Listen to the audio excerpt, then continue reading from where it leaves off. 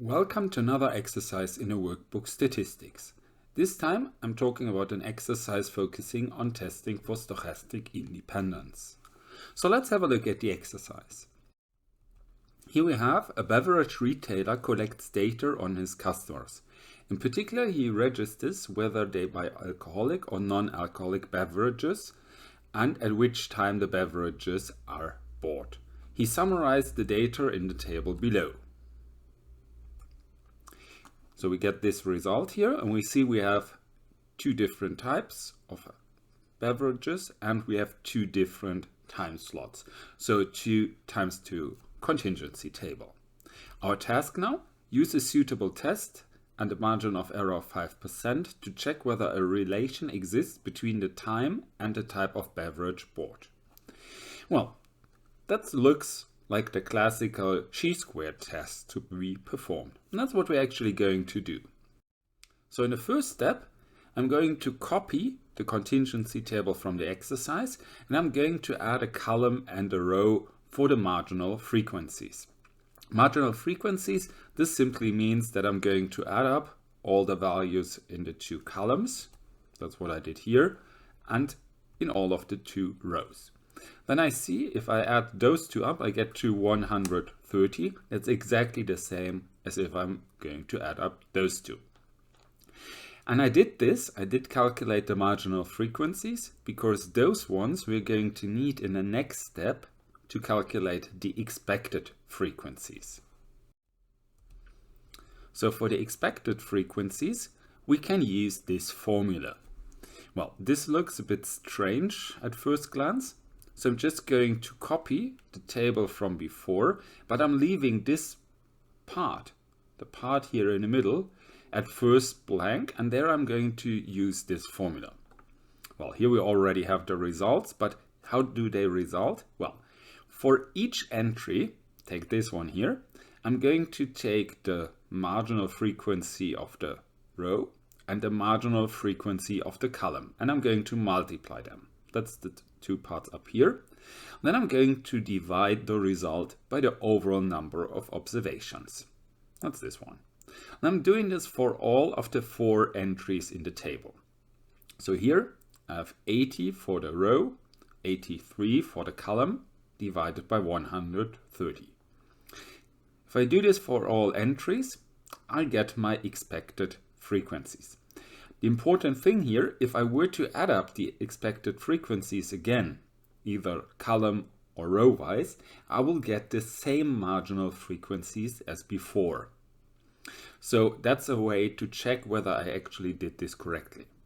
Alternatively, in this case, I would just have to calculate one of them, and then I can calculate the others simply as differences with the other values. So to get to the 18.08, I could also calculate 47 minus 28.92. So there's different ways to get to the expected frequencies. Well, what are the expected frequencies? That's basically assuming that only these relations exist. How many observations in each of the 4 different groups would I would I expect there to be? That's why it's also called expected frequencies. Well, once I have them, I could compare these expected frequencies with the actual frequencies to see whether there's more structure in the data, so rather whether this deviates from this more or less uniform distribution in observations following only those marginal frequencies.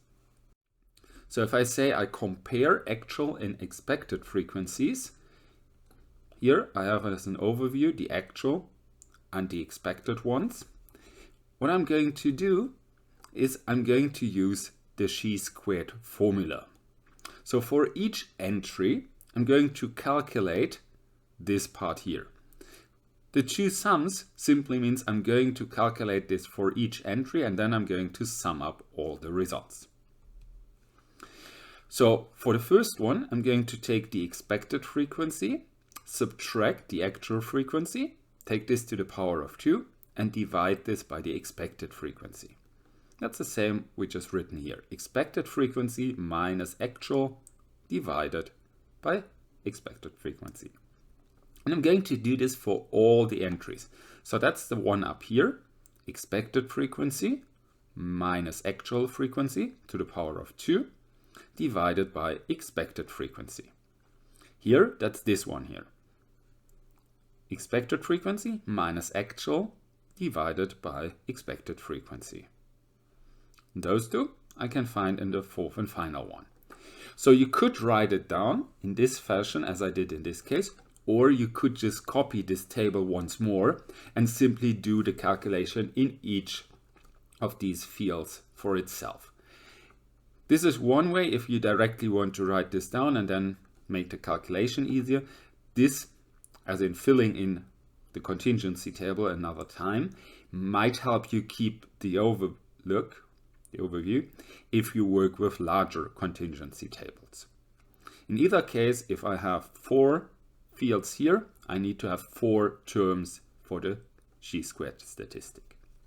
Well, if I calculate this statistic, I will get as an end result 3.6333.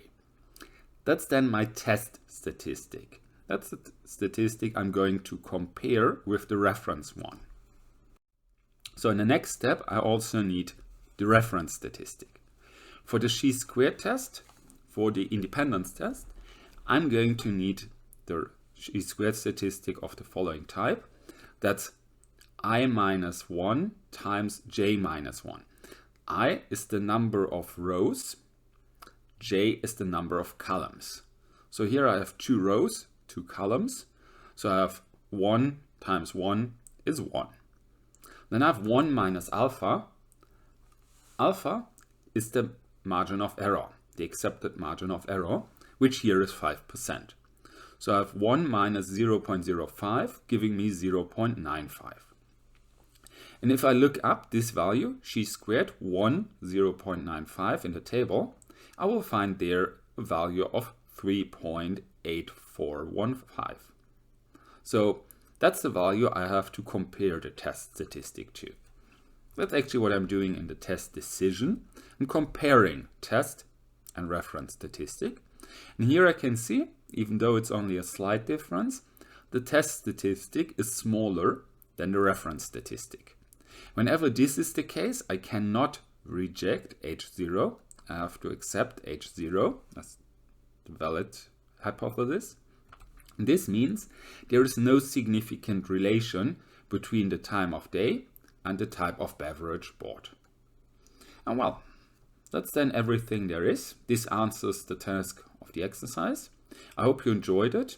I say goodbye and see you next time.